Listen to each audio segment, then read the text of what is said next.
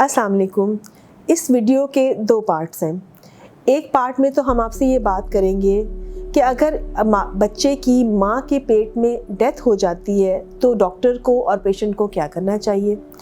और दूसरा पार्ट इस वीडियो का वो होगा कि अगर फ़र्ज़ करें कि एक दफ़ा ये अनफॉर्चुनेट या दुख का इवेंट हो गया है तो अगली दफ़ा में हमें क्या करना चाहिए कि ये चीज़ें रिपीट ना हो, और हमें वो कौन से टेस्ट या वो कौन से स्टेप्स हैं जो लेने चाहिए ताकि ये वाली सिचुएशन दोबारा से ना हो।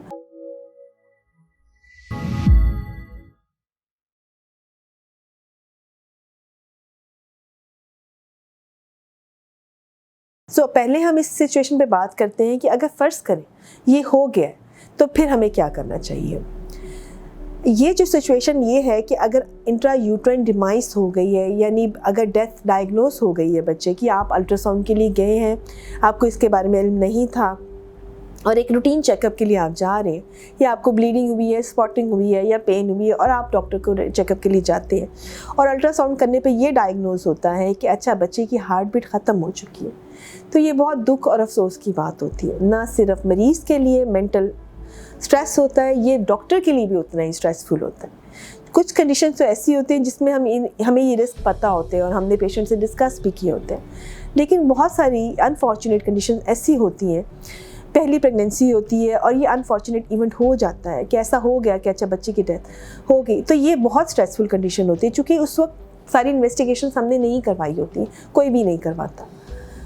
अब ऐसी सूरत हाल में क्या करना चाहिए, तो इसमें सबसे पहला स्टेप तो ये है कि आपको पेशेंट को थोड़ा सा टाइम देना चाहिए कि वो इस सदमे से बाहर निकल सके।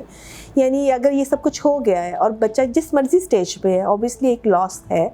चाहे वो शुरू के महीने हैं या वो एंड का टाइम है, अगर वो इस सिचुएशन से गुजरा है तो आपको इस पे थोड़ा सा टाइम पेशेंट को दे देना चाहिए, उसके पार्टनर के साथ, उसके घर वालों के साथ, ताकि वो इसको एब्जॉर्ब कर सके। सेकेंडली, आपको अपना बहुत अच्छा बिहेवियर मरीज़ के साथ रखना चाहिए ताकि वो बहुत सॉफ्ट और बहुत ज़्यादा इसके साथ कि वो इस डिप्रेशन से बाहर निकल सके और इस सदमे को झेल सके। ये बहुत अहम है। वंस वो इससे थोड़ा सा बेहतर होती है तो आप उससे डिस्कस करते हैं कि आगे आपने क्या करना है। कुछ इन्वेस्टिगेशंस भी हैं जो कि हम उस टाइम पे रिकमेंड करते हैं देखने के लिए कि अगर ये बच्चे की डेथ फ्रेश है या ये लेट है, तो ये भी हमें अंदाज़ा होना शुरू हो जाता है, और हम इसके उस प्रेगनेंसी में अगर हमें कोई रिस्क फैक्टर मिल जाता है तो वो भी हम डिस्कस कर लेते हैं कि हाँ अच्छा ये प्रॉब्लम हुई या ये नहीं। ज़्यादातर केसेस में प्रॉब्लम नहीं निकलती है, सो वो जो ब्लेम लेने वाली बात होती है, चूँकि समटाइम्स पेरेंट्स बहुत ज़्यादा ब्लेम ले रहे होते हैं, वो अपने ऊपर बहुत ज़्यादा ले रहे होते हैं कि शायद हमने ये किया तो ऐसा हो गया, या वो डॉक्टर पर भी ब्लेम देने की कोशिश कर रहे होते हैं कि अच्छा डॉक्टर ने ऐसा किया तो ये किया। अगर तो कोई मेडिकल प्रॉब्लम चल रही थी और अच्छी तरह से उसको ट्रीट नहीं किया गया था तो फिर तो बात समझ आती है, लेकिन अगर कोई ऐसा किस्सा नहीं था और पेशेंट बिल्कुल एक नॉर्मल प्रेगनेंसी की तरफ जा रहा था और ये इवेंट हो गया, तो तब देन किसी को भी ब्लेम हम नहीं कर सकते हैं। उस सूरत हाल में बाज़ दफ़ा ऐसे प्रॉब्लम होती है कि जैसे बच्चे की कॉर्ड में ब्लड क्लॉट आ जाता है, जिसकी वजह से उसका ब्लड सप्लाई रुक जाता है। इसके कुछ टेस्ट होते हैं जो डायग्नोज हो जाते हैं, या बच्चे के गले के कोई गिरा पड़ जाती है कॉर्ड के अंदर, ठीक है, या कोई ऐसा इवेंट होता है जिससे एकदम से सडन जो है वो बच्चे की जो है ब्लड सप्लाई वो रिड्यूस हो जाती है। ऐसी सूरत हाल में अमूमन इनिशियली पेशेंट को हो सकता है कि मूवमेंट भी कम महसूस हुई हो, ऐसी सिचुएशन से भी गुजरे, या उसका एक ऑलरेडी अल्ट्रासाउंड पे पानी कम आया हो, या कोई ऐसी सिचुएशन आई हो जिसने हमें कोई इशारा दिया हो कि ये बच्चा ऐसा है जिसको ज़्यादा इन्वेस्टिगेशन की ज़रूरत है या जिसको डिलीवरी की ज़रूरत है।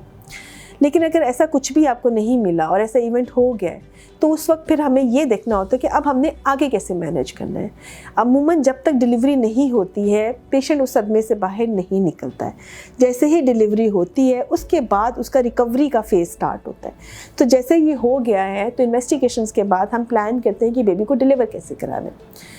नॉर्मल डिलीवरी ही हमारी प्रायोरिटी होती है। लोगों के में ये बहुत मिसकंसेप्शन है कि अगर बेबी डेड है तो वो नॉर्मल डिलीवर नहीं हो सकता। प्लीज़ इसको ख़त्म कर दीजिए। जो बच्चा नहीं है, जो बच्चे की डेथ हो गई है या बच्चा अब नॉर्मल है, ऐसी कोई भी रीज़न्स हैं, उसको किसी भी स्टेज पे हम ख़त्म कर रहे हैं तो नॉर्मल डिलीवरी ही हमारी प्रायोरिटी है, और हर कोशिश करनी चाहिए कि बच्चा नॉर्मल डिलीवर हो। उसमें कुछ दिन भी लग सकते हैं, 1 दिन 2 दिन या इससे ज़्यादा दिन भी लग सकते हैं, और कोई ऐसी इमरजेंसी या अर्जेंसी इमरजेंसी नहीं होती है कि आपने बेबी को फौरी तौर पर डिलीवर करवाना है।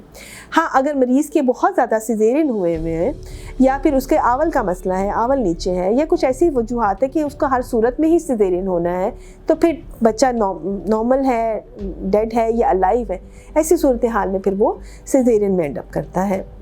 ये पेशेंट रिस्क पे होते हैं कि इनमें बाद में डिप्रेशंस या साइकोसिस भी डेवलप हो सकता है। तो ये जो टेंडर लविंग केयर है, ये सिर्फ आपने प्रेगनेंसी में नहीं देनी होती, इसको आपने छिले वाले टाइम पर भी कंटिन्यू करना होता है। ना सिर्फ पेशेंट बल्कि उसके हस्बैंड को भी सपोर्ट की ज़रूरत होती है, और ये वाली सपोर्ट उसकी फैमिली, उसका डॉक्टर उसको प्रोवाइड करता है, और ये फिर केयर कंटिन्यू रहती है।